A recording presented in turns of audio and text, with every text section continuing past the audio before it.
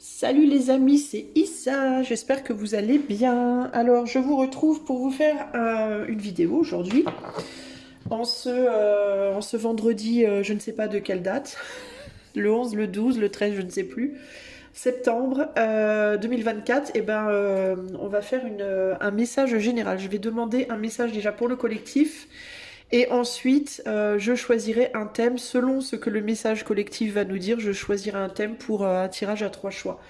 Pour faire ce tirage aujourd'hui, je vais utiliser le tarot de Marseille, celui-ci que j'aime bien, même si les cartes, même s'il y a un petit défaut de cartes, enfin je sais pas si c'est un défaut, peut-être que c'est pas un défaut. Et le tarot des fougères, mon tarot, le tarot dans les fougères. Je vais utiliser que les arcanes majeures, du coup je vais faire 2 lignes d'arcanes majeures et peut-être, si j'en ressens le besoin, je rajouterai des arcanes mineures du tarot Marseille Waite. Ok? C'est parti. Alors, on va commencer avec, le message général. Donc, je vais demander à l'éther ce qu'on veut me dire par rapport pour le collectif aujourd'hui. Alors, attendez. Si j'ai des cartes qui sont à l'envers, ça va pas le faire. Je veux pas les tirer à l'envers. En tout cas, pas celle-ci. Alors, attendez voir. Je m'assure juste qu'elles soient toutes dans le bon sens. Voilà. Allez, c'est parti. Alors, pour le collectif. Qu'est pas ça dans la casa? Qu'est-ce qu'on veut nous dire aujourd'hui, le collectif? J'espère que vous allez bien, les amis. Je vous vois plus très souvent, hein. Je sais, hein, c'est parce que j'en ressens pas le besoin, tout simplement. Puis que j'ai pas forcément le temps aussi, les conditions, on va dire. J'ai des enfants malades aussi en ce moment, donc enfin là plus pas aujourd'hui, mais ces derniers jours. Donc ça a été compliqué, j'ai pas eu beaucoup de temps. Bref, 3615 ta life. Allez, c'est parti. Quel est le message pour le collectif, s'il vous plaît, aujourd'hui? Qu'est-ce qu'on veut dire au collectif? On a la maison Dieu. Je les aime bien ces cartes, mais elles sont vachement dures à battre parce qu'elles sont grandes. Quel est le message pour le collectif? Maison Dieu, l'empereur. Oula! Oula là! C'est fort en chocolat. C'est quoi? Pardon. Et le jugement. Eh ben rien que ça. Et le chariot. Ok, alors on a, je vous les montre parce qu'elles sont vraiment trop belles ces cartes. La maison Dieu, l'empereur et le jugement. Ok, et là on a le chariot. Elles sont trop jolies. Elles sont trop belles. Alors, on va recouvrir avec le tarot dans les fougères. Alors, quel est le message aujourd'hui pour le collectif? Uniquement à l'endroit, s'il vous plaît, les cartes. Quel est le message aujourd'hui pour le collectif? La première chose qui me vient ici, c'est vraiment la chute d'une autorité.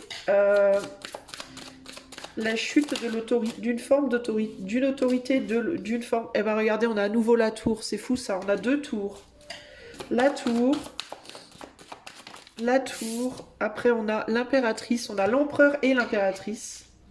Ça c'est dingue. Et on a, oula, et on a le mage qui balance tout. Qui balance tout. Et de l'autre côté, on a la roue de la fortune. Ouais, on veut pas... Il y a de la résistance par rapport au fait d'aller de l'avant. On est vraiment tiré vers l'avant. On est tiré vers l'avant, on est tiré vers le fait de devoir balancer des choses, hein, laisser des choses... Au diable l'avarice, j'entends. C'est un terme que je n'utilise jamais. Et là, je l'entends. Au diable l'avarice. J'entends l'avarice, pas l'avarice, mais l'avarice, le fait d'être avare. Au diable l'avarice. Au diable l'avarice aussi, parce que la l'avarice, c'est pas top, hein, franchement. J'en ai pas encore, moi. Alléluia. Je prie pour que ça vienne pas trop vite.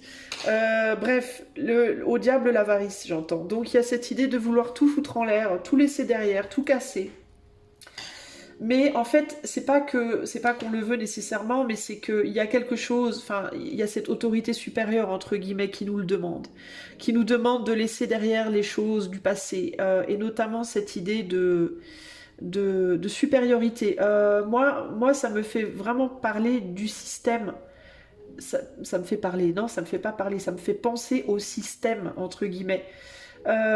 Comme si on demandait à ce qu'il y ait un renversement du système, mais de tout un système en réalité, qui va pas nécessairement se faire rapidement. Hein. Je vois pas un truc se faire rapidement. Oui, on a la tour ici, mais je vois pas le truc se faire du jour au lendemain. Il y a plus cette idée de quelque chose qui est fait progressivement. Vous voyez que cette impératrice, elle donne sa couronne à cette figure rouge. Je ne sais pas ce que cette figure rouge, elle, peut être différentes choses selon les situations. Mais il y a cette idée de rendre sa couronne. Ici, on dirait que c'est une impératrice qui donne sa couronne à cette personne-là qui est écrasée, entre guillemets. Ça peut parler d'un changement d'un basculement en termes de les derniers seront les premiers, vous voyez, et inversement, et les premiers seront les derniers. Il peut y avoir un côté comme ça là. Il y a vraiment cette idée comme ça de changement radical de tout en fait. C'est vraiment ça qui me vient. Et une grosse difficulté à y aller en fait, une grosse difficulté à accepter d'y aller en fait. C'est ça qui me vient ici. Une grosse résistance. Alors, qu'est-ce que ça veut nous dire? Est-ce que ça veut nous dire qu'il faut y aller ou est-ce que ça veut nous dire qu'il faut résister? C'est délicat. Avec le chariot ici, on a un chariot qui va dans les deux sens, qui est coupé en deux. Et derrière le chariot, on a le pape aussi, avec deux figures ici. Une figure d'autorité, et là on a la tempérance. C'est pas pour rien que je vous dis est-ce qu'il faut y aller ou est-ce qu'il faut résister, c'est difficile à dire. J'ai comme le sentiment ici que ce qu'on vous dit en gros c'est la solution, elle va se situer dans les deux côtés. Moi ce que je ressens par rapport à ce tirage, c'est si vous avez dans votre vie à l'heure actuelle le sentiment de devoir vous débarrasser de quelque chose pour pouvoir aller vers quelque chose de nouveau, mais que vous avez du mal à le faire, parce que ce dont vous voulez vous séparer, en réalité, c'est quelque chose, ça peut être une personne, un travail, un lieu de vie à voir, auquel vous tenez vraiment, et dont vous vous voyez pas, en fait, vous séparer, mais qu'en même temps, vous avez cette espèce d'urgence intérieure d'aller vers quelque chose de nouveau. C'est comme si on vous disait ici, plutôt que de vouloir faire tout blanc ou tout noir, pourquoi ne pas essayer de faire un petit peu des deux? Il y a un côté ici, plutôt que de vouloir comme ça tout balancer, et balancer quelque chose qui pourtant pour vous est vrai, pourtant pour vous a de la valeur, pourquoi ne pas essayer de mitiger? Pourquoi ne pas essayer de faire entre deux? Ce qui peut empêcher de faire entre deux, c'est une autorité dans votre vie qui peut vous donner le sentiment que l'entre-deux n'est pas possible en fait. Alors, qu'est-ce que ça peut être, par exemple? Vous pouvez être dans un couple, on va prendre l'exemple de l'amour, parce que ça parle véritablement à tout le monde, l'amour. Alors, vous pouvez être dans un couple, pardon, par exemple, où vous êtes avec une personne, homme ou femme, avec qui il y a des enjeux de domination, avec cet empereur ici. On a un empereur ici qui, à côté du jugement, qui peut être en mode moi j'ai la vérité absolue et je sais où on doit aller, qui peut essayer par des actes plus ou moins abrupts, par peut-être de la colère, des caprices, de la manipulation, etc., qui peut avoir une tendance à vouloir influer sur vous de manière à ce que vous alliez dans un sens bien particulier. Alors ça peut être votre femme, ça peut être votre mari, ça peut être, si on ne prend pas que l'amour, ça peut être au sein de votre travail, votre employeur, ça peut être le gouvernement de votre pays, ça peut être, voilà. Il y a cette idée de, on veut absolument vous faire aller dans un sens particulier et on peut utiliser des choses, des moyens pas cool pour vous y emmener, des moyens qui, entre guillemets, vous font souffrir, hein. Alors ce qui peut se passer ici, c'est vous pouvez du coup avoir tendance à vous dire je veux me débarrasser de ce mari, de cette femme, de ce gouvernement, de cet employeur ou autre, et aller faire ma vie de mon côté tranquille. Le problème c'est qu'il y a un attachement, il y a une forme d'attachement. Alors ça peut être quoi? Ça peut être l'attachement à votre mari ou à votre femme malgré les problématiques. Ça peut être l'attachement à votre employeur ou à votre métier malgré cet employeur chiant. Ça peut être l'attachement à votre pays malgré son gouvernement qui vous gonfle. Et du coup, vous n'arrivez pas à vous décider. Vous n'arrivez pas à vous positionner. Je dis vous, mais c'est on, hein, c'est général. Hein, donc voilà. On n'arrive pas à se positionner, on n'arrive pas à se décider que faire parce qu'il y a comme ce sentiment que qu'on aille à droite ou qu'on aille à gauche, on va avoir le sentiment de sacrifier quelque chose de très important. Ou bien si on décide de ne vivre que pour soi et d'aller dans son sens à soi, on a le sentiment de sacrifier ce mari, cette femme, ce travail, ce pays, cette activité qu'on aime malgré tout énormément, ou alors si on reste avec ce pays, ce travail, etc. qu'on aime, on a le sentiment de se sacrifier soi-même et il y a vraiment cette idée d'être coupé en deux, d'être scindé en deux, d'être comme une blessure ouverte et de ne pas savoir comment gérer, comment soigner cette blessure. Donc en gros, ce qu'on vous dit avec ce qu'il y a derrière le chariot ici, c'est pourquoi ne pas trouver un chemin entre les deux. Pourquoi ne pas chercher? Vous avez la possibilité de faire un peu des deux. C'est-à-dire, si vous êtes dans un couple où vous adorez votre autre, mais en même temps votre autre vous rend dingue parce qu'il ou elle ne veut pas entendre raison et veut que simplement vous écoutiez ce qu'il ou elle vous dit sans avoir votre mot à dire, pourquoi ne pas essayer de chercher, de trouver avec cette personne, de discuter, de dialoguer, voire de vous bagarrer à certains moments si c'est nécessaire.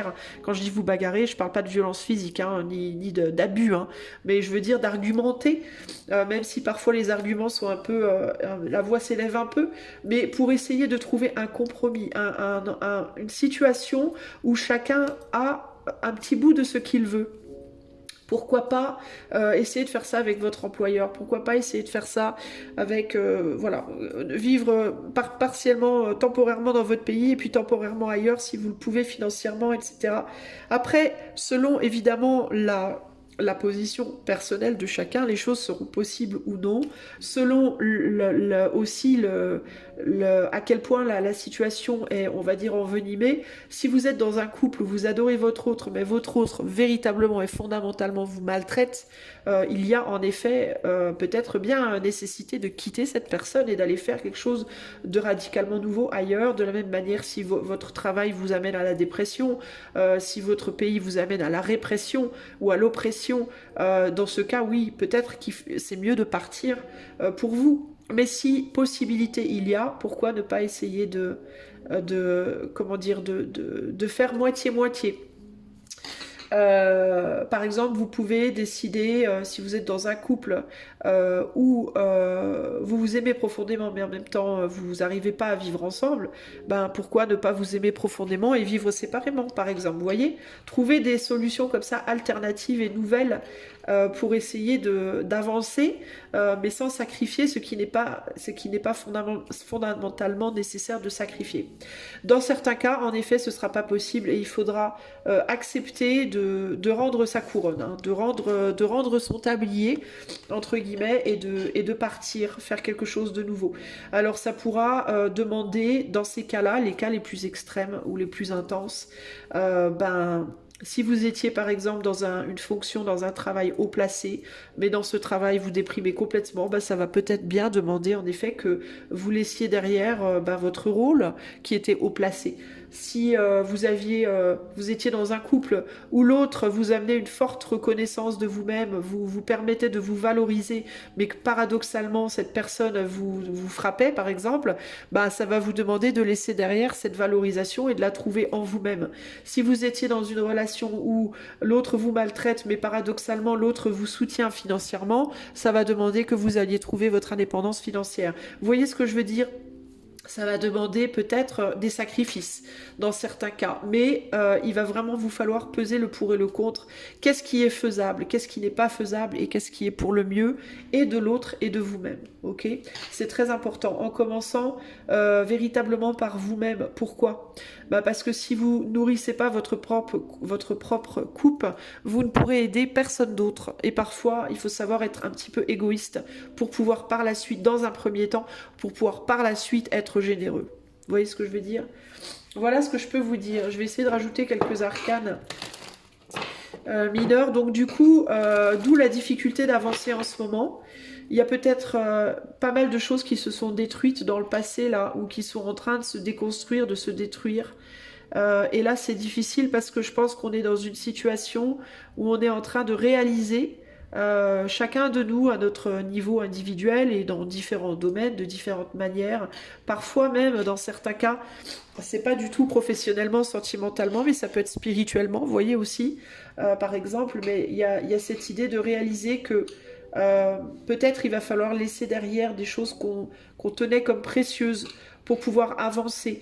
Ici, entre l'impératrice et le mage, on voit qu'il y a un retour en arrière, il y a cette idée de j'étais au top et là je suis tout en bas de l'échelle. Mais pourquoi? Pour recommencer quelque chose, parce qu'il y a le besoin de redémarrer quelque chose. Ici véritablement. Il peut y avoir la nécessité dans certains cas de lâcher une auto-entreprise pour aller vers retourner travailler pour quelqu'un d'autre, par exemple. Ça peut être nécessaire temporairement, le temps de s'équilibrer ou de se rééquilibrer pour pouvoir peut-être faire quelque chose de nouveau par la suite. Euh, ou pour pouvoir sortir d'une situation qui est trop accablante, qui est trop pesante, qui est trop fatigante. Ça peut être aussi la nécessité de redevenir célibataire parce qu'on était dans un couple où les choses se passent pas bien et que bah, vous aviez peut-être construit un mariage, des enfants, etc. Et il peut y avoir cette nécessité de retourner au célibat pour pouvoir retrouver une nouvelle personne plus tard mais qui sera beaucoup plus en phase avec vous et éventuellement reconstruire une nouvelle famille, pourquoi pas. Ça peut être voilà, quitter une église pour aller vers une autre ou pour pratiquer votre propre religion dans votre coin. Ça peut être quitter à l'inverse, ça peut être quitter un métier où vous travaillez pour les autres, pour aller travailler seul, mais ça va demander de reprendre à zéro, de construire quelque chose à zéro. Avec le mage ici et le chariot, il peut y avoir cette idée de redémarrer quelque chose à zéro. Si vous restez dans la même situation, mais que vous avez besoin de rééquilibrer les choses ou de trouver des compromis, ça peut passer par le redémarrage d'une relation. Vous voyez, on efface tout ce qu'on a fait avant, on redémarre de zéro sur ce nouveau modèle. Ça peut aussi être ça. Ça n'implique pas nécessairement, et pour tout le monde, de complètement lâcher quelque chose ou quelqu'un. Ça implique par contre un redémarrage. Un redémarrage sur un modèle différent. Vous voyez ? Dans certains cas, ça impliquera de se départir de personnes ou de lieux ou de situations. Dans d'autres, ça impliquera de garder ce qu'on a, mais de redémarrer à deux ou avec cette chose ou cette situation, mais sur un modèle qui, lui, sera totalement nouveau. Ok ? Donc, dans les deux cas, ça implique un redémarrage à zéro et une capacité aussi de s'en remettre peut-être aussi un peu à l'autre parfois. Dans certains cas, s'en remettre à l'autre. Dans d'autres cas, ne plus s'en remettre à l'autre. Vous voyez, il va falloir mettre ça selon votre situation personnelle. Est-ce qu'on peut m'en dire un peu plus, s'il vous plaît ? Pour le général, pour le tirage général, le message général pour le collectif.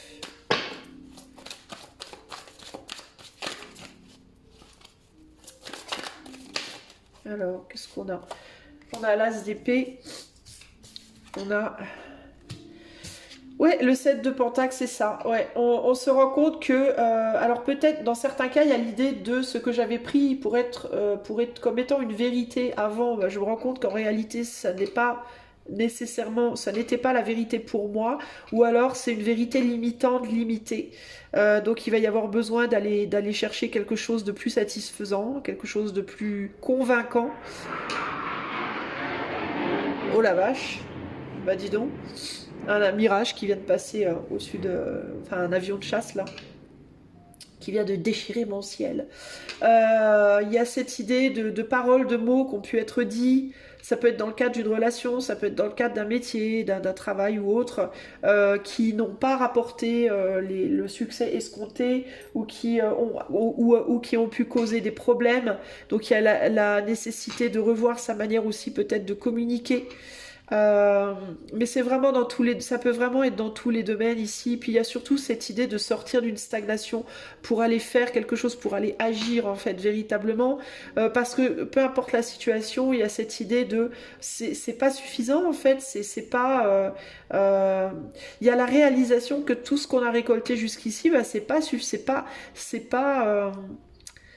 c'est pas ce qu'on voulait, c'est pas l'aboutissement qu'on cherchait. Voilà, il y a un côté décevant et puis il y a quelque chose qui va appeler, qui va être plus intéressant et au-delà de quelque chose qui vient qui est plus intéressant, il y a l'idée de je vais utiliser ce que j'ai déjà accumulé aussi pour aller nourrir autre chose, mais il y a surtout l'idée de j'ai envie de mieux ou de plus ici.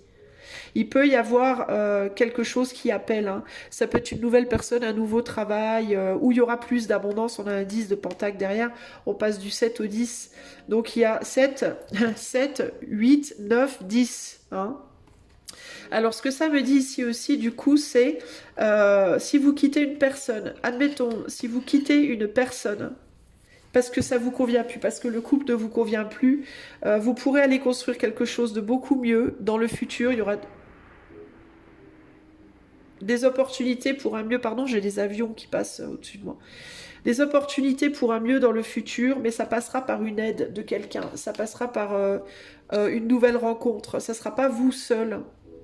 Dans certains cas, ça va vous demander dans un premier temps d'être seul, il y aura peut-être une période de solitude en premier, qui va vous demander d'aller chercher d'abord votre abondance intérieure pour pouvoir retrouver une abondance extérieure, mais pour moi, ça passera par l'aide de quelqu'un. Pareil si c'est un travail, pareil si c'est spirituel, pareil si c'est un changement de lieu de vie, etc. Pour moi, il y aura quand même une aide qui vous sera donnée. Je ne sais pas pourquoi, d'un seul coup, je parle du nez, alors que avant le tirage, je ne parlais pas du tout du nez. Pardon. Il y aura une aide qui vous sera apportée pour vous permettre de construire quelque chose de nouveau. Donc ça peut être une aide financière, ça peut être une aide pro, ça peut être une aide spirituelle, une aide sentimentale, à voir, ok ?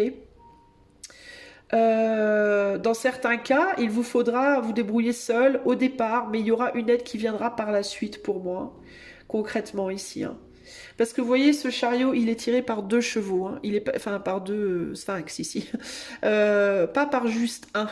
Donc, si vous commencez peut-être par devoir vous battre seul dans un premier temps, pour moi, il y aura quelqu'un qui viendra vous aider éventuellement. Mais il faudra travailler avec cette personne pour pouvoir faire avancer ce chariot. On a 2 personnes ici, on a 2 personnes ici aussi. Hein. Et on a l'idée, encore une fois, de l'échange avec cette tempérance. Donc pour moi, c'est pas un combat solo. Ça peut être une nécessité, peut-être dans un premier temps, de faire un travail sur soi pour se revaloriser, pour pouvoir par la suite rencontrer cette aide-là. Mais il y aura pour moi une aide qui vous sera donnée. Vous ne serez pas seul dans votre combat. Dans votre combat. Ouh là là, on va y arriver. Dans certains cas, vous pouvez même être entouré de beaucoup de personnes. Hein, selon, encore une fois, les domaines, etc. dont on parle. Pareil si c'est pro, pareil si c'est spirituel, etc. Pour moi, il y a quelqu'un qui viendra vous aider éventuellement. Mais il va falloir le vouloir, par contre. Il va falloir vraiment le vouloir.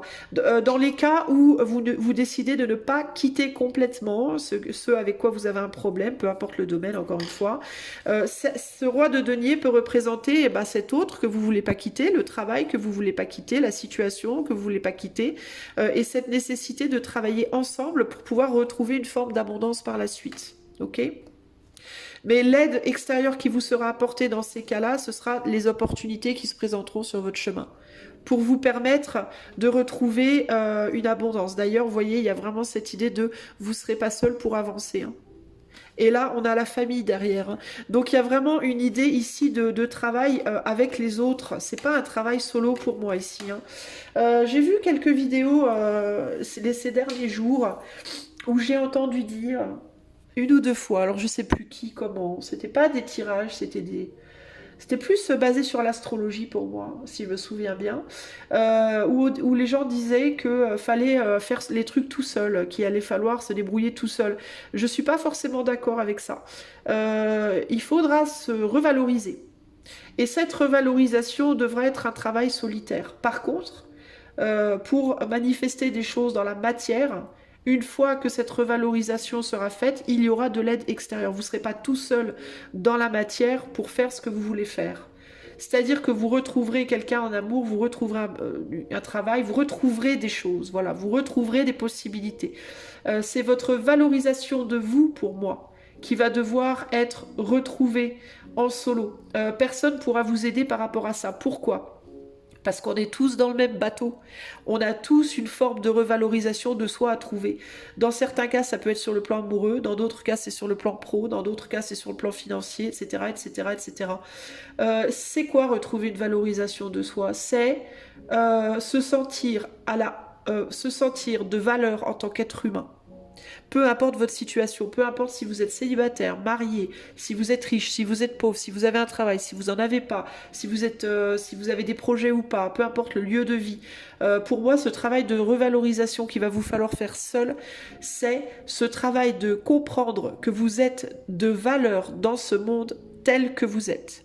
Que vous n'avez pas besoin d'avoir un poste de président, d'avoir de l'argent, d'être marié, d'avoir des enfants, etc., etc., etc., pour être de valeur. Vous êtes déjà de valeur. À partir du moment où vous êtes né, où vous êtes dans ce monde, vous êtes un maillon de cette chaîne humaine, vous êtes un fragment du grand tout. Sans ce fragment, le grand tout n'est plus le grand tout qu'il doit être. Donc, vous êtes de valeur. Et ça, c'est le travail qu'on va vous demander de faire en solo. Il n'y a personne qui va pouvoir vous apporter cette valorisation de vous-même. OK? Par contre, pour ce qui est de la valorisation extérieure, c'est-à-dire trouver un amoureux, une amoureuse, un travail, de l'argent, etc., vous aurez de l'aide pour ça. Vous ne serez pas seul pour ça. OK? Voilà pour le message collectif, les amis. Alors, partant de ce message-là, qu'est-ce que je vais pouvoir vous faire comme tirage choix? Je réfléchis ça. Qu'est-ce que je pourrais demander? Peut-être comment ça va se jouer pour vous, tout simplement. Sur quel domaine? Comment ça va se jouer pour vous? Quel domaine? Comment? Je pense que je vais faire ça. On va faire quel domaine et comment pour vous? Ou alors... Attendez, j'essaye de réfléchir. Parce que quel domaine, je pense qu'au final, vous le savez déjà. Vous savez bien dans quel domaine de vie les choses vont pas bien. Comment ça va se passer pour vous? Comment vous allez pouvoir aller vers cette revalorisation, peut-être? Je vais demander un message pour vous aider à la revalorisation de vous-même. Comme vous serez pas forcément aidé par d'autres êtres humains, entre guillemets, pour trouver cette revalorisation, on va demander à l'éther. Voilà, on va faire 3 choix. On va faire choix numéro 1, un petit cœur violet très foncé. Choix numéro 1. Choix numéro 2, un petit cœur vert ardent. Et choix numéro 3, petit cœur vert et on dirait vert et violet. C'est comme si les deux étaient dans un. Alors, choix 1, choix 2, choix 3. Et la question qu'il va vous falloir vous poser, les amis, c'est comment faire, qu'est-ce que l'éther veut bien vous dire, qui peut vous permettre de vous revaloriser en tant qu'être humain. Ok? Choix 1, choix 2, choix 3. Je vais commencer avec le choix 1. Allez, on va le mettre là. Comme ça, c'est trop mignon. Alors, comment est-ce que l'éther peut vous aider dans cette revalorisation de votre être?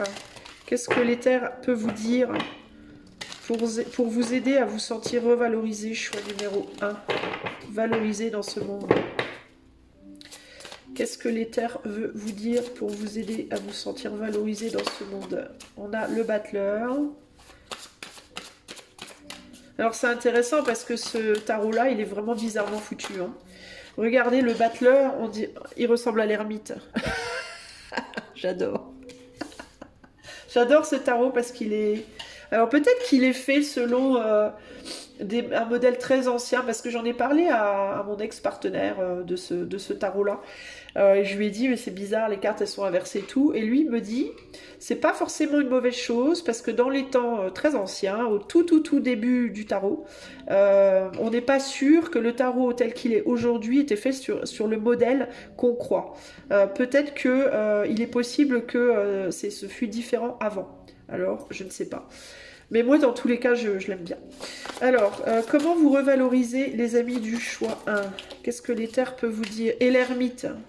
Regardez, on a des ermites qui se ressemblent quand même beaucoup, hein. C'est fou, ça, hein? C'est intéressant. C'est intéressant. Je découvre là en fait. Pourtant, je l'ai utilisé 2-3 fois, mais je n'avais même pas remarqué avant, vous voyez. Et là, on a le monde. Alors ça me dit quelque chose, hein, remarquez, hein, que ce battleur, c'est pas pour rien si le battleur me fait penser à l'ermite. Hein. Peut-être que vous, les amis du choix 1, vous faites pas les choses comme les autres, justement. On va voir. Alors, comment est-ce que l'éther peut vous aider à vous sentir valorisé, revalorisé en tant qu'être humain dans ce monde, comme une personne qui a sa valeur dans ce monde. Choix numéro 1. Pour vous aider justement à avancer, on a le soleil, on a la papesse. Je les prends tout à l'endroit, les amis, je le répète, et la folie. Le soleil, la papesse et la folie. Alors vous et l'ermite, encore une fois l'ermite. Donc il y a vraiment cette idée de solitude. Vous pouvez être quelqu'un de très solitaire ou vous pouvez être quelqu'un qui aime être seul, qui aime la solitude, qui aimait la solitude, qui aimait le monde... Oh, pardon, attendez, 2 secondes, je vais essayer de déboucher mon nez. Bon, je suis revenue, j'ai pas réussi, mais bon, on va faire avec. Donc je disais que vous pouvez être quelqu'un qui aimait la solitude, qui aimait le monde intérieur, les activités en solo, vous questionner sur la vie, sur les choses, philosopher, peut-être les travaux occultes, pourquoi pas, aussi avec la papesse et l'ermite, il peut y avoir de ça. Qui est très spirituel, vous pouvez être des introvertis. Il peut y avoir quelque chose comme ça ici, et du coup vous pouvez vous sentir un peu reclus, extérieur au monde qui vous entoure. Vous pouvez avoir du mal à vous relier aux autres, du mal à sortir de votre cocon, du mal à montrer votre capacité, votre sagesse, tout ce que vous avez à l'intérieur de vous et qui est très très valorisant véritablement, mais que vous voyez peut-être pas comme tel. Il peut y avoir aussi ici une tendance à... Vous pouvez être quelqu'un qui a apprivoisé son ombre et qui valorise et chérit sa part d'ombre. Mais dans ce monde, on valorise pas, on chérit pas forcément l'ombre. Et vous pouvez du coup être une personne qui ne voulait pas montrer cette capacité de valoriser et de chérir votre part d'ombre parce que vous pensez que ça serait rejeté peut-être de l'extérieur, que le monde ne l'apprécierait pas. Ce qu'on vous dit ici, c'est que c'est votre côté, c'est votre petite étoile en fait. C'est votre petite étoile, cette particularité. C'est précisément ce côté-là, cette manière d'être là qui fait que vous êtes de valeur. Vous avez la capacité de montrer au monde extérieur, vous êtes un petit peu le sentinelle pour le monde extérieur qui va montrer qu'il y a aussi une dimension intérieure et qu'il y a aussi une dimension sombre. Et si vous n'êtes pas là, le monde extérieur ne le verra pas et il faut le voir pour être équilibré dans ce monde justement. On a besoin de gens solitaires, on a besoin de gens qui préfèrent être seuls, qui préfèrent être à l'intérieur d'eux, parce que c'est notre manière de le voir, c'est comme ça qu'on arrive à le voir, qu'on a ce monde-là. Si vous n'étiez pas là, on ne pourrait pas le voir. On ne verrait que l'extérieur et on ne pourrait pas voir l'intérieur et du coup, le monde serait déséquilibré. Vous faites partie intrinsèque de ce monde, véritablement aussi. Et vous avez un rôle protecteur, c'est ce qui me vient également. C'est comme si vous aviez un rôle protecteur pour le monde, pour le bon fonctionnement du monde. Donc vous êtes très important et vous avez carrément votre valeur. J'essaie de voir si vous travaillez de chez vous, si vous n'avez pas d'emploi, si vous n'avez pas beaucoup d'amis, et encore une fois que vous avez le sentiment de ne rien valoir, c'est totalement faux. Vous êtes là, c'est comme si vous étiez là pour enfin, c'est pas que vous êtes là pour ça, vous serez peut-être pas toute votre vie comme ça, mais vous êtes là pour mettre en perspective. Ici, ce qu'on vous dit en gros, c'est on a besoin de l'ombre pour voir la lumière, et on a besoin de la lumière pour voir l'ombre. Il y a cette compréhension ici que vous êtes le yang, le yin du yang. Le yin, c'est l'ombre, je crois. Vous êtes le yin du yang, en fait. On peut pas faire sans vous, en fait. C'est pas possible. Vous voyez le soleil ici. Ben, s'il n'y avait pas ce soleil, on ne pourrait pas voir l'ombre. S'il n'y avait pas l'ombre, on ne pourrait pas voir le soleil. Et c'est l'ombre et le soleil qui permettent de découvrir des choses, de découvrir cette petite pousse là de fougère. Vous vous êtes aussi peut-être, vous, des explorateurs, des gens qui allaient beaucoup philosopher, beaucoup réfléchir, beaucoup passer de temps seul et réfléchir sur les choses et apporter aussi avec le battleur, même si là il ressemble plus à un ermite, et le soleil, il y a cette idée d'apporter beaucoup de créativité, beaucoup de sagesse et de créativité, surtout avec la folie ici, là. Vous êtes peut-être aussi la touche de créativité dont le monde a besoin à l'heure d'aujourd'hui et qu'on n'aurait pas si vous n'étiez pas là, encore une fois. Dans l'ombre, les choses naissent avec cette fougère qui est éclairée là. C'est là que les choses naissent, dans l'ombre, dans le rêve, dans les mondes oniriques, entre guillemets. La nuit, quand on dort, quand on rêve, c'est là que les choses naissent, c'est là que les choses se créent. Et c'est une fois qu'elles sont nées, qu'elles sont portées vers la lumière, qu'elles sont portées vers l'extérieur et qu'elles sont matérialisées. Donc en fait, vous êtes comme le lieu de naissance des choses. Donc vous n'êtes absolument pas inutile et vous avez une très très grande valeur. Si vous n'étiez pas là, le monde n'existerait pas en fait, parce qu'il y aurait plus de créativité, il y aurait plus de rêve, il y aurait plus de réflexion originale, il y aurait plus cette ombre qui permet justement de valoriser la lumière et inversement. Donc il ne faut pas que vous pensiez que vous valez rien parce que vous êtes solo, parce que vous êtes solitaire, parce que vous n'êtes pas comme les autres, vous mêlez pas au monde extérieur, vous montrez pas tout, vous voyez. C'est pas fait, c'est pas vrai en fait. C'est juste que d'un point de vue extérieur, comme on est très focalisé sur ce qui est matérialisé déjà, on a du mal à le voir. On va pas forcément le voir, mais pour autant, ça veut pas dire que c'est pas existant, que c'est pas vrai ici. Hein. Je vais rajouter des arcanes mineurs. Vous êtes très connectés, hein. Vous êtes comme des messagers, j'entends aussi. Vous êtes les messagers de l'éther en fait, hein, vous qui êtes dans l'ombre, voilà, vous êtes très très important. Hein. Et peu importe votre situation, hein, peu importe si vous travaillez ou pas, peu importe si vous avez beaucoup d'argent ou pas, peu importe tout ça, ça n'a rien à voir. Hein. Là c'est vraiment l'idée de la créativité, de la transmission de messages, de la transmission de vision des choses. Vous amenez une vision différente qui permet de comparer, de mesurer, de réfléchir, vous voyez ? Donc c'est très important. Vous êtes aussi très inspirant. Vous pouvez être une grande source d'inspiration pour les gens à l'extérieur aussi. Source d'inspiration, source de motivation. Vous apportez beaucoup en réalité, hein, les amis du choix 1 là. Alors, qu'est-ce qu'on peut dire d'autre au choix 1 pour les aider à se revaloriser dans le monde, par rapport au monde extérieur pour pouvoir aller créer des choses. Voilà, vous apportez des idées, de la créativité, des inspirations. Alors, on a beaucoup de cartes qui sont sorties. Valet de denier, on a le 10 d'épée. On a le 2. Ouais, il y a cette idée de... Vous apportez peut-être aussi des choses, vous apportez une sagesse qui n'est pas toujours facile à entendre. Vous apportez une sagesse ou des réalisations qui ne sont pas faciles à entendre, mais qui sont nécessaires pour avoir un cheminement intérieur, un cheminement de réflexion intérieure. Si vous êtes par exemple, je sais pas moi, des gens qui dans la société êtes vus comme des anarchistes, des gens qui travaillent pas, des gens qui sont rejetés, qui sont critiqués, qui sont montrés du doigt comme étant les vilains, les pas beaux, les pas gentils, tout ce qu'on veut, etc. C'est important en fait. C'est pas vous pouvez vous dire que c'est pas glorieux, mais en réalité c'est très important parce que vous venez perturber les autres d'une certaine manière et et cette perturbation que vous apportez chez les autres leur permet des remises en question personnelles qui leur permet aussi de s'inventer et de se réinventer. Alors vous pouvez vous dire ouais mais en même temps voilà la manière d'apporter les révélations quand on est pointé du doigt pour telle ou telle raison, certes, mais par exemple le fait de ne pas avoir de travail, par exemple. Si vous n'avez pas de travail et que, comme on voit souvent sur Facebook ou autre, les gens qui disent « Ouais, c'est à la faute des chômeurs, si, gna gna gna gna gna ». Certes, c'est pas glorieux d'avoir ce genre de réflexion, mais en même temps, c'est justement parce qu'il y a des gens qui travaillent pas que ceux qui travaillent se posent des questions, sont amenés à se poser des questions par rapport à leurs conditions de travailleurs.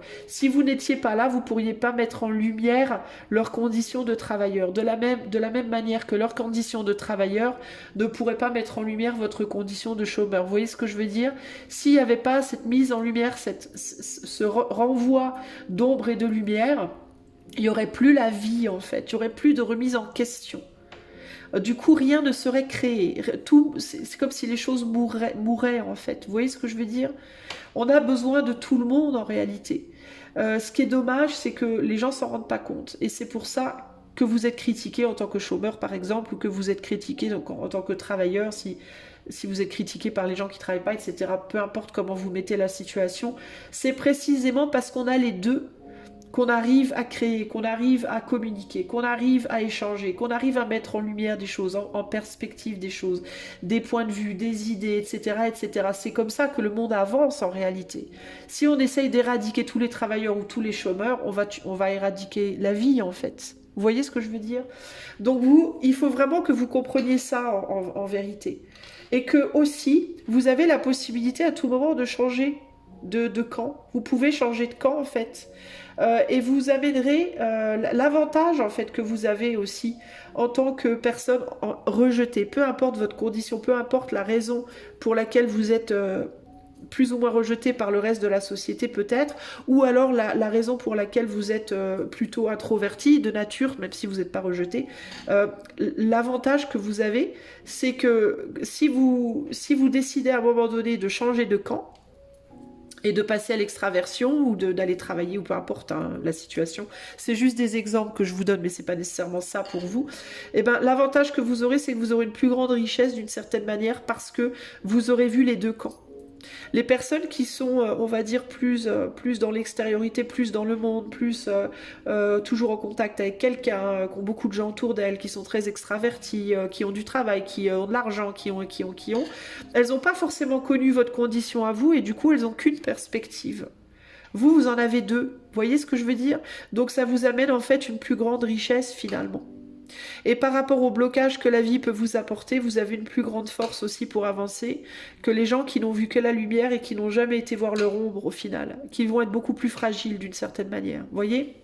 C'est aussi pour ça d'ailleurs que même si on vous rejette, on vous chérit aussi, parce qu'on sait que dans vos difficultés, vous avez une très grande valeur et une très grande force au final. Vous êtes plus fort que les autres. Vous allez à contresens d'une certaine manière, vous voyez? Donc il y a une grande force. Donc valorisez-vous les amis. Ça peut être le cas du coup si vous avez, je sais pas moi, une sexualité pas comme les autres, une manière de vivre l'amour qui est différente. Vous travaillez pas, vous travaillez que de chez vous et vous êtes pas, vous êtes à contretemps, à contresens par rapport aux horaires habituels ou par rapport à une manière de vivre habituelle. Vous créez des choses qui sont pas du tout à la mode. Je sais pas, à vous de voir. Ok, vous avez une spiritualité qui est plutôt sombre, qui est plutôt du côté sombre de la force entre guillemets. Encore une fois, c'est pas un mal, c'est juste un choix en fait, c'est un choix et c'est un choix. S'il n'y avait pas des gens qui pratiquaient des spiritualités sombres, on pourrait pas faire le contraste avec les spiritualités plus lumineuses. Encore une fois, il y a cette idée de on peut vouloir éradiquer l'autre, ça permet pas la vie en fait, c'est pas conducteur de vie en fait. La vie, elle est là précisément parce qu'il y a cette dualité. C'est ce qui fait notre monde. La dualité, elle est déjà dans le fait qu'il y ait le jour et la nuit. Point. Donc à partir du moment où il y a le jour et la nuit, s'il n'y a plus le jour et la nuit, la planète, elle peut pas fonctionner comme elle fonctionne aujourd'hui. On peut pas vivre, on peut pas avoir des moments de plaisir, de bonheur avec les gens qu'on aime, etc.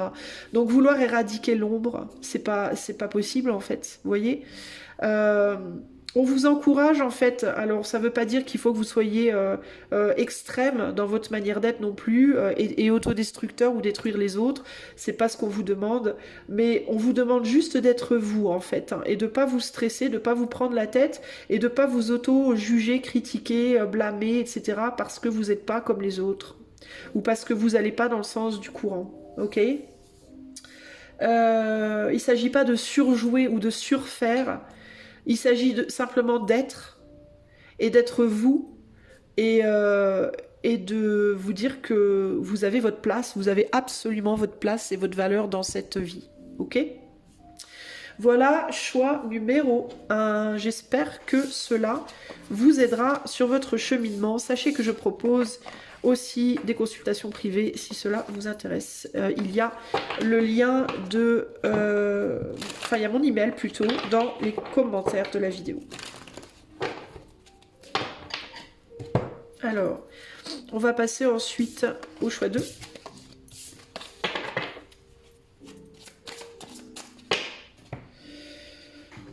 Alors...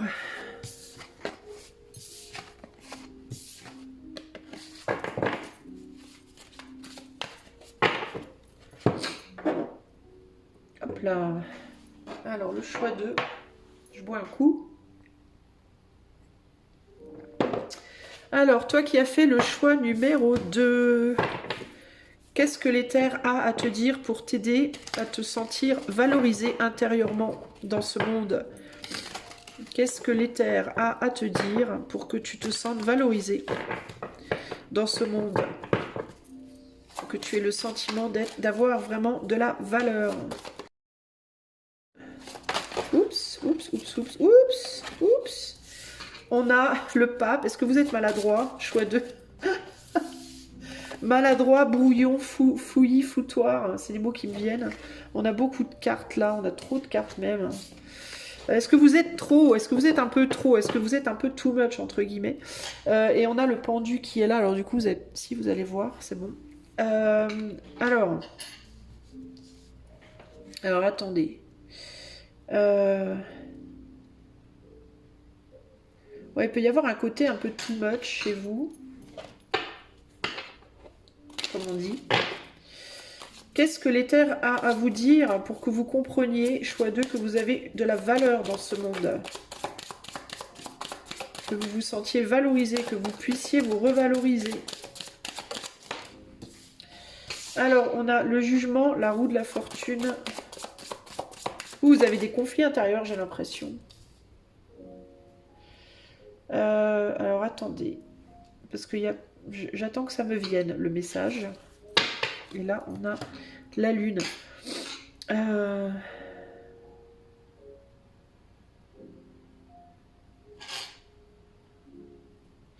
Est-ce que vous, choix 2, est-ce que vous êtes un peu too much en termes de je sais pas, est-ce que vous parlez trop? Est-ce que vous faites tout le temps 15 milliards de choses? Est-ce que vous avez du mal en fait à vous calmer?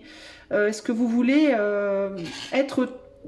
Est-ce que vous avez un côté peut-être supérieur, un côté comme ça peut-être à savoir mieux que les autres, un peu comme ça, j'ai tout vu, tout fait, tout entendu, je sais mieux, je suis au-dessus de la mêlée, parce qu'il y a un côté comme ça chez vous, où vous pouvez... où les gens vous le disent, où on vous dit mais enfin c'est bon, arrête. Est-ce que vous vous sentez par exemple, voilà, incompris par les autres parce qu'on vous reproche peut-être de vouloir diriger les autres, de vouloir leur dire comment ils doivent faire, dans quelle direction ils doivent aller, etc. etc. Est-ce qu'il y a un côté comme ça un peu trop dirigeant chez vous, un peu trop supérieur, un peu trop, ou au contraire inférieur, ça peut être l'un ou l'autre. Ça peut être trop ou pas assez ici. Ou ça peut même être tantôt l'un, tantôt l'autre. À certains moments, vous pouvez vous sentir un petit peu trop au-dessus de la mêlée, à d'autres moments un peu trop en dessous. Il peut y avoir ce côté-là. Il peut y avoir une idée chez vous d'avoir du mal à vous stabiliser, concrètement. D'être un peu comme ça, je sais pas pourquoi j'entends systémique, mais je sais pas si quel rapport ça a avec la choucroute. Mais il peut y avoir un côté comme ça... ou trop calme, ou trop agité, vous parlez trop, vous parlez pas assez, vous vous survalorisez ou vous vous dévalorisez, vous changez peut-être tout le temps de travail, d'endroit, d'amour, vous voyez, il peut y avoir un côté comme ça où vous avez du mal à vous stabiliser, à vous poser, à savoir ce que vous voulez. Il peut y avoir un côté touche à tout, un côté partir dans tous les sens, vouloir tout essayer, tout faire... et on peut avoir du mal à vous suivre. Voilà, ça peut être compliqué pour les gens d'arriver à vous suivre de manière générale. Et ce qu'on vous dit en gros, c'est vous avez un côté explorateur. Vous avez une capacité justement En fait, j'ai l'impression que vous avez une capacité à aller chercher les choses pour les ramener. Ça me fait penser aux Vikings qui partaient avec leur draka dans les pays partout pour aller chercher des choses, pour les ramener chez eux ou pour les emmener, qui faisaient du commerce, etc., etc. C'est comme si vous étiez, vous me faites penser à des abeilles. Vous allez dans des endroits, vous prenez des choses, vous les emmenez ailleurs, vous les posez, vous repartez ailleurs, vous avez récupéré des trucs du dernier endroit, vous les emmenez ailleurs. Enfin, vous êtes comme des abeilles, comme si vous pollinisiez les gens, les endroits, vous laissez des traces partout où vous allez. Mais vous avez du mal à vous poser, à vous stabiliser véritablement ici. Vous êtes des gens qui avaient pu peut-être beaucoup voyager, beaucoup étudier de différents domaines, de différents endroits, qui êtes capable de voir... Ah, attendez, j'arrive. Excusez-moi les amis, comme vous avez peut-être entendu, on a sonné à ma porte. Alors, donc je disais que vous étiez un peu comme des abeilles, vous pollinisez. Vous allez visiter des choses et puis vous allez amener des informations. Alors peut-être que ce qu'on vous reproche, ça peut être un côté butineur, butineuse et un côté manqué de profondeur. Quelque chose, vous êtes une chose les amis. Quelqu'un qui manque de profondeur, qui avait tendance à vous intéresser à plein de choses mais qui n'étudiait rien en profondeur. Vous avez peut-être fait 15 000 boulots mais vous n'avez pas un diplôme par exemple. Vous n'êtes pas spécialisé. Vous dites, il peut y avoir un côté comme ça, ouais, il ou elle se la joue mais il ou elle ne sait pas. Alors peut-être que vous savez pas tout mais vous savez suffisamment pour votre rôle à vous, parce que votre rôle à vous c'est ça en fait, c'est d'être comme une abeille. Vous allez à un endroit, vous prenez des choses et vous les emmenez ailleurs et vous les emmenez exactement là où elles doivent être. Peut-être que vous n'avez pas cette impression, mais d'un point de vue de l'éther, vous faites exactement ce que vous êtes censé faire, vous faites votre boulot en fait. C'est-à-dire que les informations que vous emmenez à telle personne à tel moment, c'est exactement à cette personne-là à ce moment-là qu'elles doivent aller. Et même si à vous, ça vous paraît ne pas avoir de sens ou avoir un sens négatif, il y a une raison. Quand j'ai commencé, je vais vous donner un exemple concret. Quand j'ai commencé à faire des tirages, je m'en voulais au départ d'amener parfois des mauvaises nouvelles dans mes tirages, de dire des choses qui n'étaient pas forcément positives. Et au tout début, j'avais tendance à vouloir masquer un peu les mauvaises nouvelles ou les mauvais messages, ce qu'on pourrait en tout cas qualifier de mauvais, parce que je me sentais coupable. Je me disais, je peux pas dire ça aux gens, ça craint, je vais les faire se sentir pas bien, etc. Et il y a une personne, alors je sais plus qui, mais il y a une personne qui m'a dit un jour, mais tu n'emmènes pas les mauvais messages, tu emmènes le message qui doit arriver à ce moment précis. Et si ça amène une réaction négative à la personne, si la personne réagit mal, c'est parce que ça touche quelque chose à l'intérieur qui doit être travaillé. Donc il ne faut pas se censurer.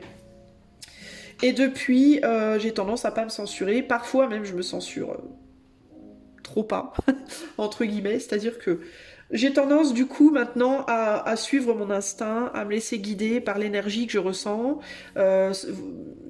Si vous avez vu mes vidéos, si vous me suivez depuis longtemps, vous savez que dans certaines vidéos, parfois je vais avoir un ton un peu, comment dire, un peu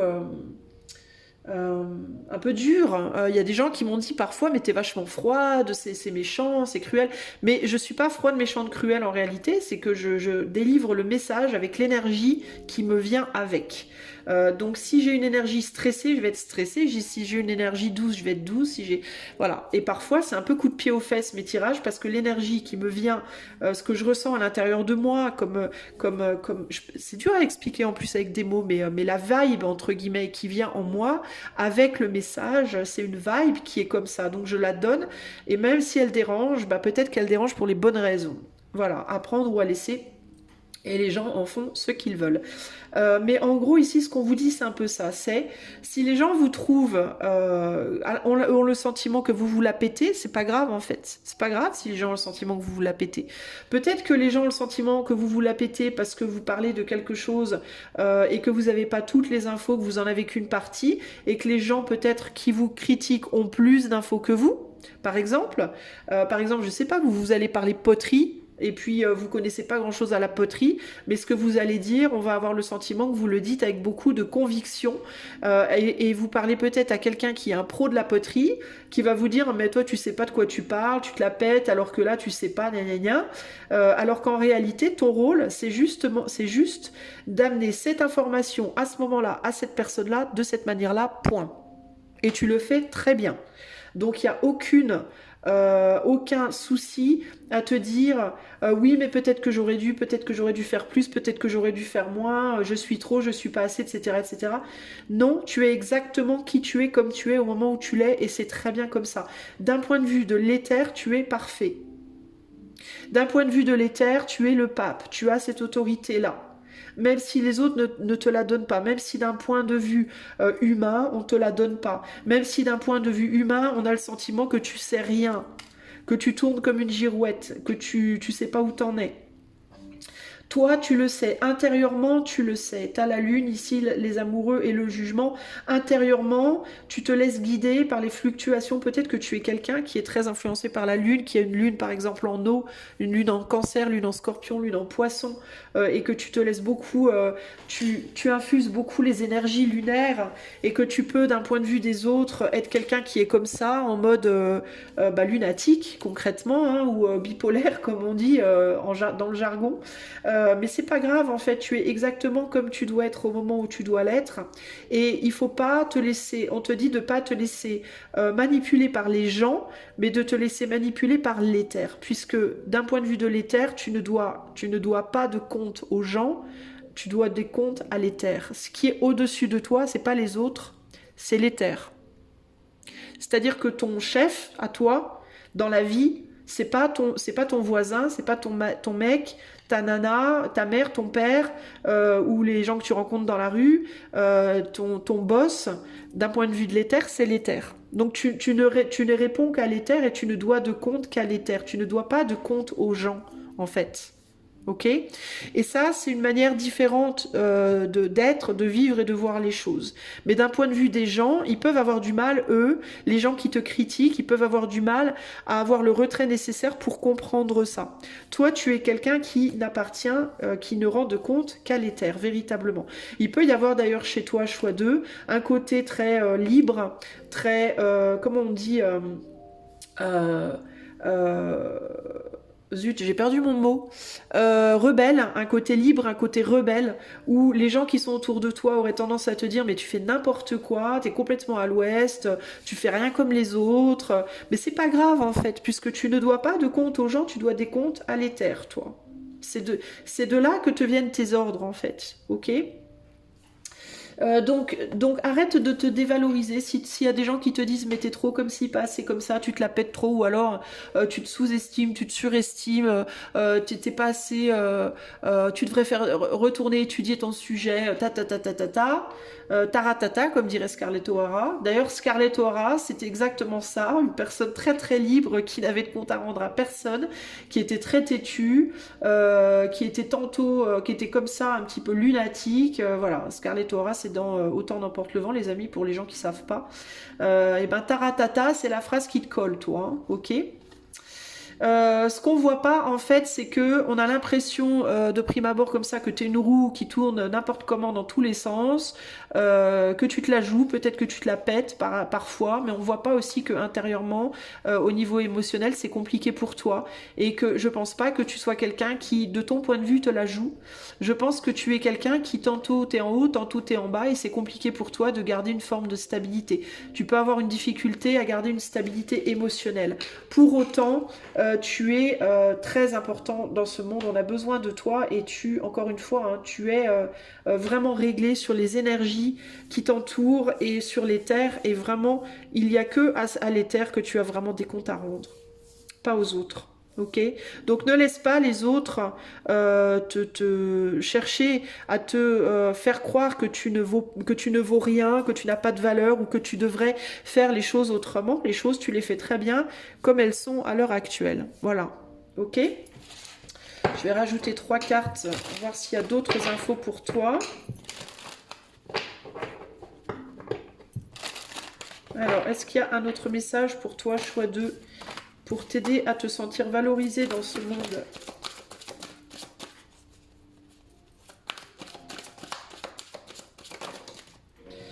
Alors, on a le 10 d'épée, on a la reine de pentacle et le cavalier. Et tu vois, tu as encore plus de cartes, toi, qui tombent. Tu as beaucoup de cartes qui tombent, toi. Et le 3 de bâton. Ouais, c'est vraiment ça en fait, hein, c'est tu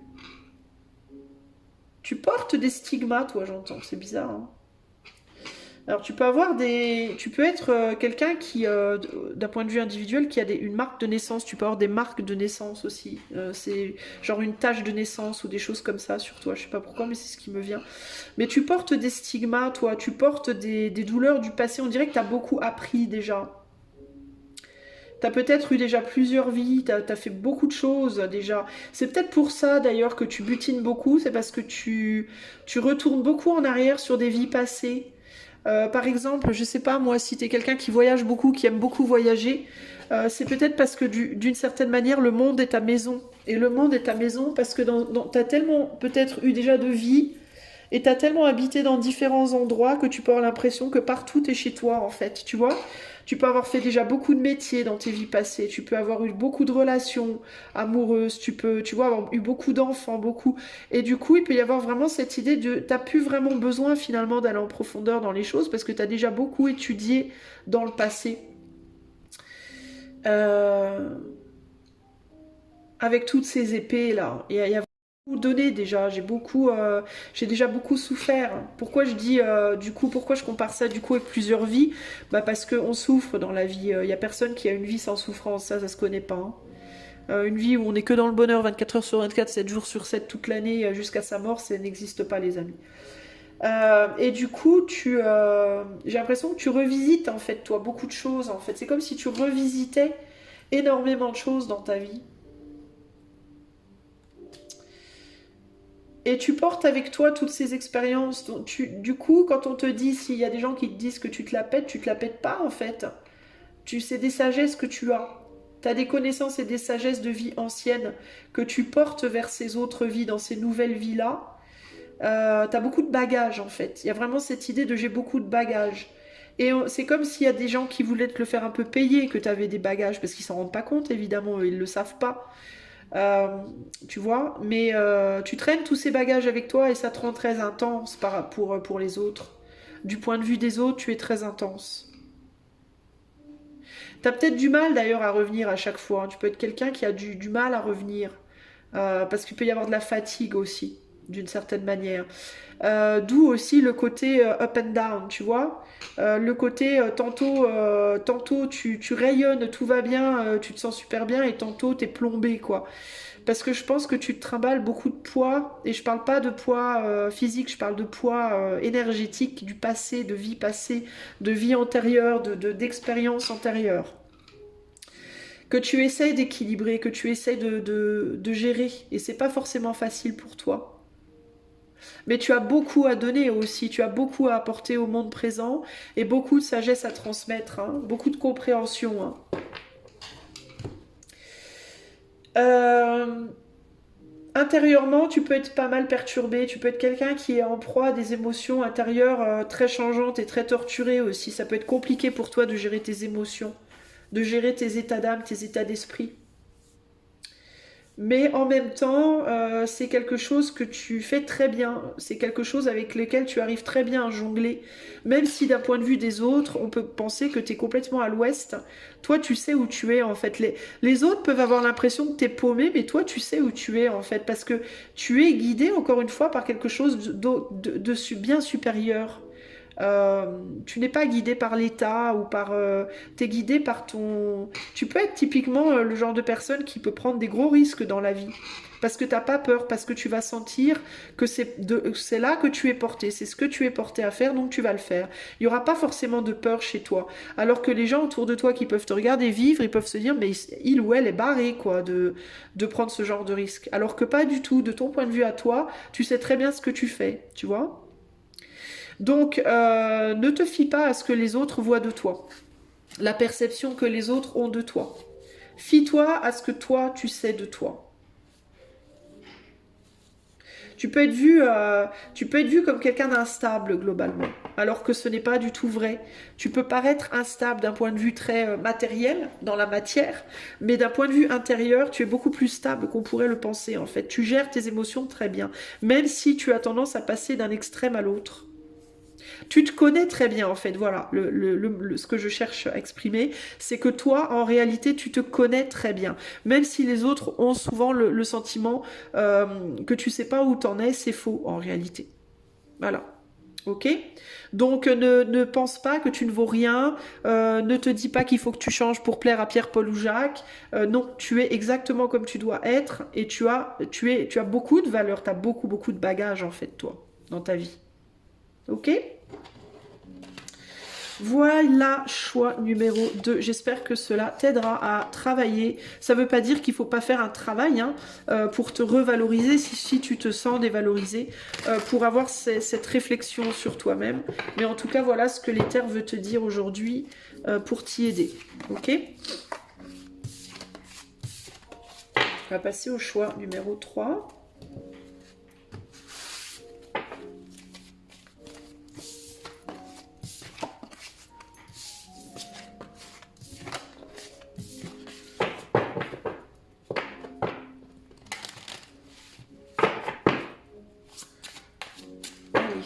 Hop là. Alors. Choix numéro 3. C'est pour toi, c'est parti. Alors, qu'est-ce que l'éther aujourd'hui a envie de te dire pour t'aider à te revaloriser? Qu'est-ce que l'éther souhaite que tu saches pour t'aider à te revaloriser dans ce monde? Retrouver ta valeur personnelle, ta valeur en tant qu'être humain dans ce monde. Qu'est-ce que l'éther souhaite te dire? Choix 3. Alors, on a le mât. Il y a un côté très enfantin chez toi, il y a quelque chose d'enfantin. Le mât, le pape, le monde, et là, on a la maison Dieu. Alors...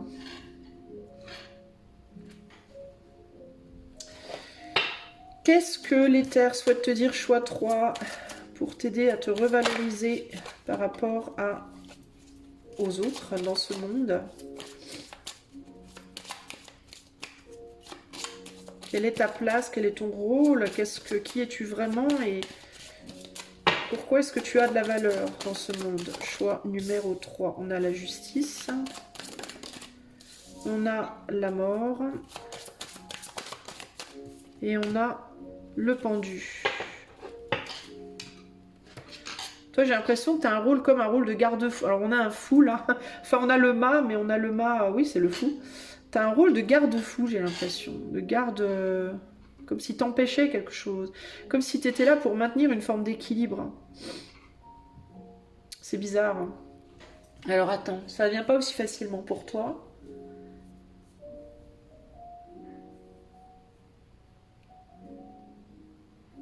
Il y a quelque chose par rapport à...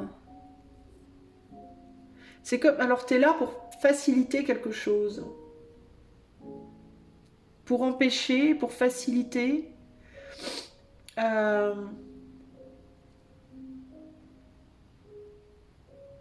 Pour transitionner. Est-ce que tu es quelqu'un qui est là pour amener la transition? C'est comme si tu étais quelqu'un qui équilibre, qui apporte de l'équilibre, de l'équilibre. C'est fou en fait, parce que je te vois vraiment comme le pape, là pour le coup, toi, choix 3.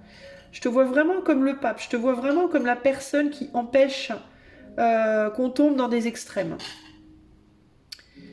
Et comment tu peux être vu du coup? Tu peux être vu comme quelqu'un de dur, j'entends.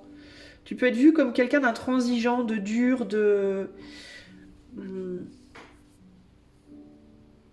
comme quelqu'un qui veut moraliser, qui veut imposer, qui veut... Tu vois, il peut y avoir un côté comme ça, un côté très intransigeant, un côté moi c'est blanc, c'est pas noir, ou c'est noir, c'est pas blanc, c'est comme ça et c'est pas autrement.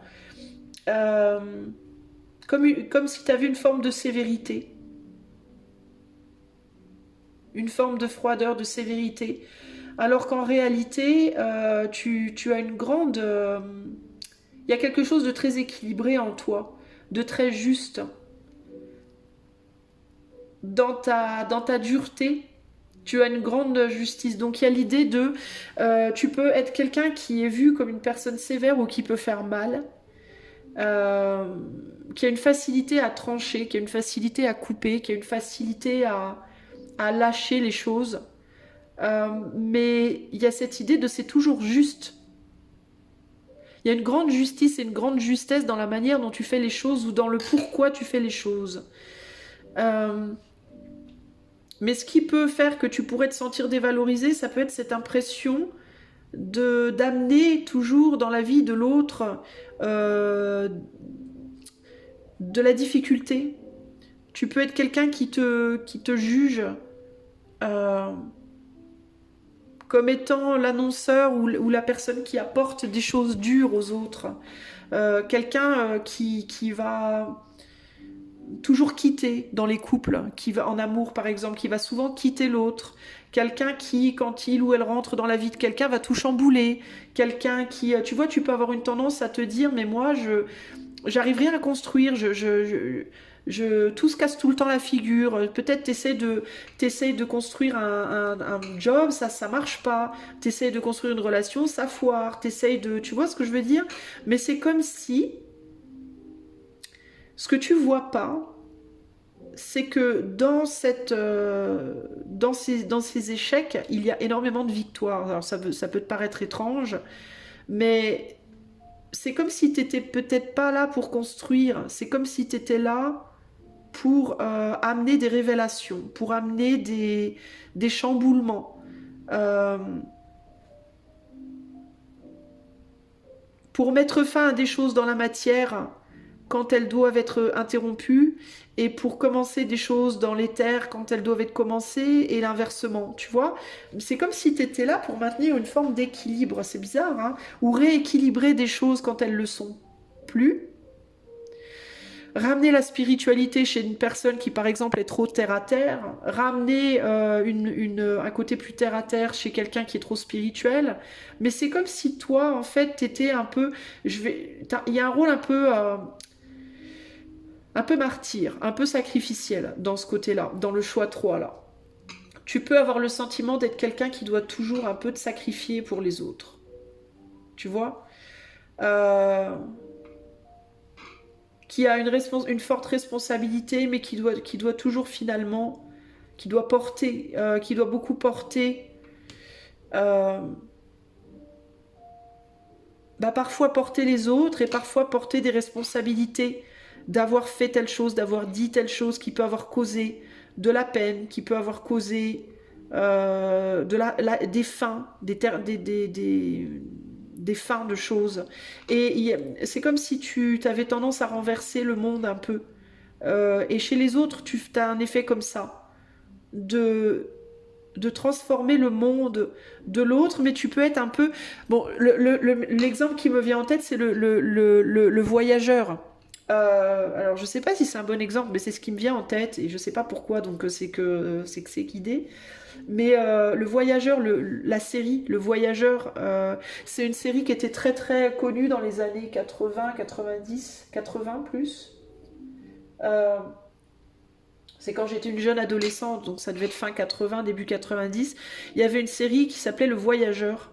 Et c'était un gars qui voyageait tout le temps. C'était un vagabond en fait. Qui se faisait prendre en stop par des femmes, des hommes en voiture, et qui allaient transformer leur vie, et qui s'en allaient. Alors c'était toujours destructif parce que c'était une série un peu... c'était pas une série d'horreur, mais c'était plutôt anxiogène. C'était un peu le voyageur, en fait, c'était un peu le diable. Il avait un rôle un peu de diable. Donc il amenait toujours des expériences très difficiles, mais c'était aussi des expériences très transformatrices. Euh, le voyageur, c'était un peu parallèle à la série Twilight Zone, la quatrième dimension, où il y avait toujours des choses dures qui se passaient, psychologiquement éprouvantes, etc., mais qui étaient très transformatrices. J'ai l'impression qu'avec toi, j'ai l'impression que tu es un peu un voyageur. Voilà, tu es un peu un voyageur. Et je dis pas que tu es le diable, hein, mais dans le sens où tu vas aller transformer les gens, transformer des situations, transformer des endroits. Ça peut même être des lieux, tu vois. Tu es le jouet de l'éther et de la terre. Tu es entre l'éther et la terre, toi. Tu vois, avec le pendu ici.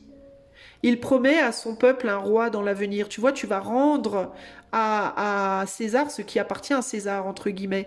Donc tu vas aller rééquilibrer dans la vie des autres des choses qui étaient précédemment déséquilibrées. Et c'est un peu en mode, tu rentres, tu fais ton boulot, tu t'en vas. Tu vas ailleurs. T'es comme missionné, d'une certaine manière. Mais du coup, on peut te voir comme quelqu'un qui est parfois froid, parfois dur, qui amène des problèmes. Tu peux être considéré comme une personne à problème, hein, qui amène des ennuis. Mais c'est pas vrai en fait. Alors c'est peut-être pour ça que tu te dévalorises, parce que tu es peut-être en mode, mais moi j'arrive jamais à rien. J'arrive dans un endroit, tout se casse la gueule, je me retrouve tout seul, toute seule, je pars ailleurs, je construis un truc, ça se casse la gueule, etc., etc. Mais tu considères peut-être pas assez, pas suffisamment, les transformations que tu apportes. Tu vois, parce qu'une fois que t'es parti, tu regardes peut-être pas derrière toi. Tu fais peut-être pas assez le bilan de ce que tu as fait déjà. Des endroits où tu as été et de ce que tu as apporté en fait. C'est pour ça que tu te dévalorises. Et c'est peut-être dur pour toi aussi parce que tu vois ce pape là, il est solitaire là sur son trône. Il y a des gens qui viennent le voir, qui viennent chercher des informations de manière consciente ou inconsciente, qui viennent chercher une forme d'aide de manière consciente ou inconsciente. Mais il est seul ce pape, il n'y a personne. Et puis le pape, traditionnellement, un pape, enfin, je pense qu'il n'est pas marié. Le pape, il n'est pas marié traditionnellement, il n'a pas de partenaire, quoi. Il est seul en fait. Il a que Dieu pour maître. Tu vois il peut y avoir aussi des enjeux dans ta vie de possessivité. Tu peux créer de la dépendance ou de la codépendance chez les autres ou devenir toi-même dépendant ou codépendant dans certaines situations par peur que ça t'échappe à nouveau parce que ça t'a déjà échappé dans le passé. Donc ça peut créer des problématiques de dépendance-codépendance qui peuvent encore une fois t'amener à une dévalorisation de toi parce qu'à chaque fois il faut que la tour elle soit déconstruite. En fait, si tu veux, c'est comme si toi, dans une seule vie, tu avais plein de vies différentes. C'est comme si dans une vie, toi, tu avais 15 vies, tu vois, alors que d'autres en auront qu'une. Mais c'est parce que tu as un rôle à jouer, et ce rôle, c'est un rôle de... t'es comme un juge, t'es le voyageur, la voyageuse. T'es comme un juge qui va venir équilibrer les polarités dans la vie des gens, qui va venir remettre de l'ordre là où il y avait du désordre. Ou alors qui va venir détruire un ordre qui n'est pas l'ordre que cette personne doit suivre dans sa vie. Tu t'en rends peut-être pas compte, mais si tu as détruit la vie de quelqu'un, volontairement ou involontairement, et que tu t'en veux, que tu te dis que t'es qu'une merde parce que voilà, t'as fait des choses qui ont fait du mal à quelqu'un, peut-être, mais en même temps, ce que tu ne vois pas suffisamment, c'est que si tu n'avais pas provoqué cette chose-là, cette personne, elle serait pas devenue ce qu'elle est aujourd'hui, elle serait pas venue à la réalisation à laquelle elle est venue. Peut-être que l'ordre qui régnait dans sa vie n'était pas le bon ordre pour elle du point de vue de l'éther. Parce qu'encore une fois, on a deux justices. Il y a la justice de la terre, la justice de l'éther. Tu vois ? Et toi, en fait, t'as un peu un rôle compliqué. T'as le rôle du nettoyeur, t'as le rôle du voyageur, t'as le rôle du bourreau, t'as le rôle de... tu fais le sale boulot. C'est moche à dire, mais tu fais un peu le sale boulot, quoi. Tu es un peu comme l'ange. T'es un ange terrestre, mais c'est un ange terrestre, pas vu du point de vue de la New Age, de la spiritualité New Age. Les anges terrestres, ils ont une aura avec des paillettes et une petite couronne. Ils sont toujours très gentils. Les anges terrestres, un ange, c'est pas forcément gentil, hein. L'ange, il vient pas sur la planète Terre pour faire des bisous et des câlins et donner des nounours à tout le monde, hein. Un ange, il est là pour rétablir quelque chose, pour rétablir un ordre. Pas un ordre terrestre, mais un ordre d'un point de vue de l'éther. Un ange, c'est une énergie, en fait, pour moi, hein, c'est comme ça que je le perçois. C'est pas une entité, hein, c'est pas un petit gars avec des ailes, hein, ou une petite nana avec des ailes, un ange. C'est une énergie, c'est l'énergie angélique. Et l'énergie angélique, d'un point de vue de l'éther, on est dans la froideur, on est dans un rétablissement d'une justice, mais de l'éther, dans la matière. Donc c'est pas forcément agréable pour les autres en fait, hein. Mais pour autant ta valeur est grande en fait, parce que c'est grâce à toi que, en grande partie, que l'éther peut, dans la matière, faire son travail, appliquer ses propres lois. En fait, tu es la justice de l'éther. De l'éther. Qui vient se manifester sur Terre. Tu comprends ce que je veux dire? Mais les autres, eux, les gens que tu rencontres, les situations de vie que tu rencontres, et que tu viens, entre guillemets, juger et rétablir, elles vont pas penser à ça. Elles vont pas se dire, oh, c'est un ange terrestre qui vient. Elles vont se dire, c'est un gros connard ou une grosse connasse qui m'a pourri la vie. Ou à cause de alors ça peut être à cause de cette personne, il m'est arrivé telle poisse, ou alors ça peut être grâce à cette personne, ma vie a été transformée, je veux surtout pas la laisser partir ou le laisser partir. Sauf que ta mission, c'est pas d'être avec une personne, ta mission, c'est d'être, entre guillemets, le voyageur. En fait, toi, t'es pas fait ou faite pour être sur place. Je crois que tu es quelqu'un qui est fait ou faite pour être... tu es marié un peu à l'éther, toi. Plus, tu vois. En tout cas, je te vois comme ça, choix 3. Mais ça peut te faire souffrir. Hein. Ça peut être une situation qui, pour toi, est souffrante. Parce que toi, d'un point de vue très terre à terre, tu aurais probablement envie d'être en place quelque part, tu vois. Qu'est-ce qu'on peut te dire d'autre pour te revaloriser, choix 3? Mais ta valeur est grande, mais il faut que tu en prennes conscience, tu vois. Ouais, parfois, tu as envie d'abandonner ta sagesse. Tu as envie d'abandonner cette connexion, ce lien. Parce que ça peut te blaser. Non, j'ai dit que je les prenais à l'endroit. Tu as du mal, ouais, t'as du mal à jongler entre l'éther et la terre, justement. C'est une difficulté que tu as, mais ça permet aussi.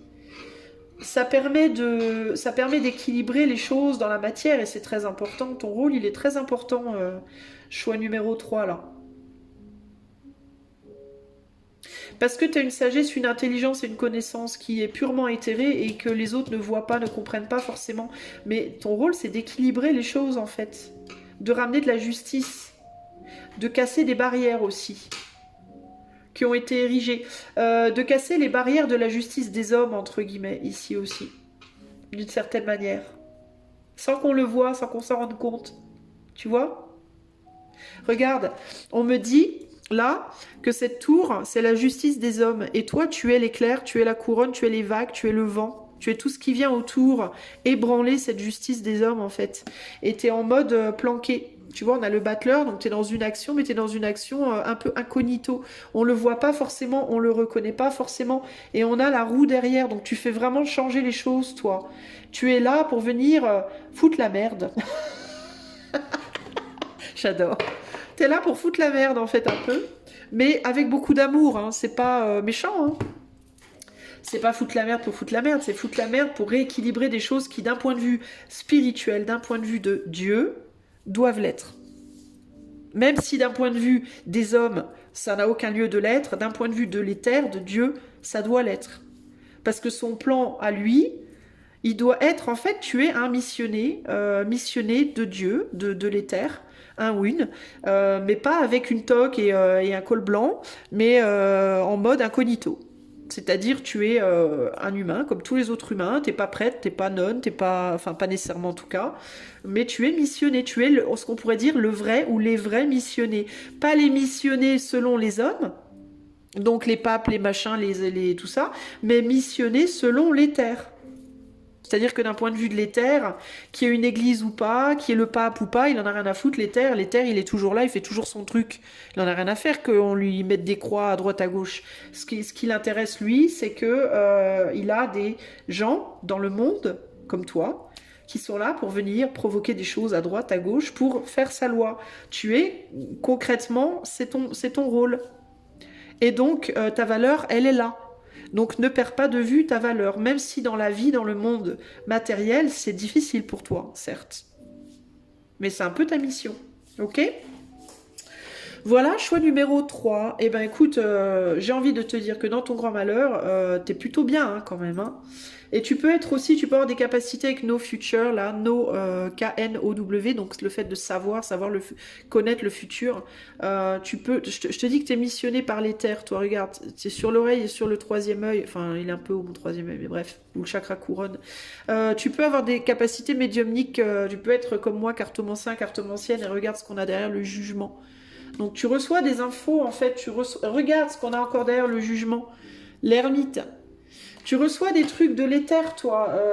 Tu entends des choses, tu reçois des choses que tu, consciemment ou inconsciemment, dans certains cas, tu en es conscient, consciente, parce que tu as des capacités et tu le sais, tu les vois, etc. Dans d'autres, tu n'en es pas forcément conscient ou consciente. Encore une fois, si tu en es inconscient, c'est parce que l'éther préfère que tu le sois. Si tu en es conscient, c'est parce que l'éther préfère que tu le sois. Ok ? Voilà, j'espère que cela t'aidera dans ton cheminement de vie à te revaloriser pour pouvoir aller vers l'abondance qui est censée être la tienne. Je te fais des bisous et je te dis à bientôt. Ciao, ciao.